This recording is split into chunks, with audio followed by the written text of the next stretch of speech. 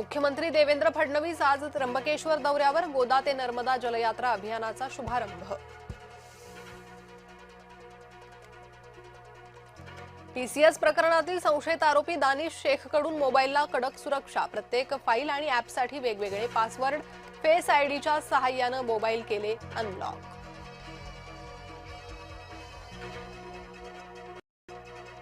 भोंदू अशोक खरातवर आणखी एक गुन्हा दाखल, 8,76,00,000च्या फसवणूक केल्याचा आरोप।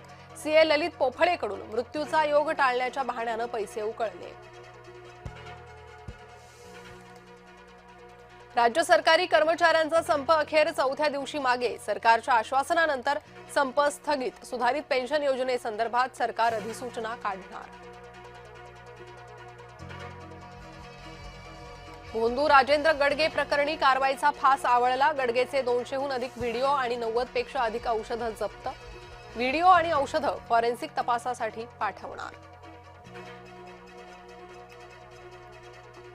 पुन्हा गोळीबाराच्या घटनेनं हादरलं, वारजे भागात एका सलूनमध्ये गोळीबार, गोळीबाराचं कारण अस्पष्ट, पोलिसांकडून तपास सुरू।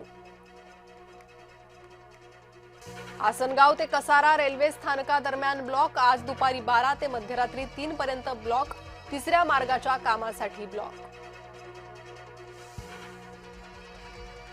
पेटीएम पेमेंट्स बँकिंगचा परवाना रद्द, आरबीआय कडून पेमेंट्स बँकिंगवर कठोर कारवाई।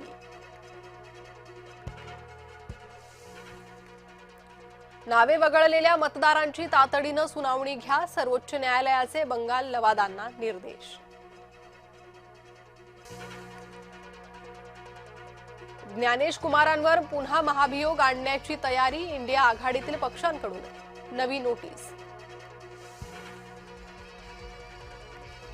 पुन्हा नव्यानं इराण अमेरिका चर्चा निश्चित, अराघची पाकिस्तानला रवाना, तर विटकॉफ कुशनर आज जाणार।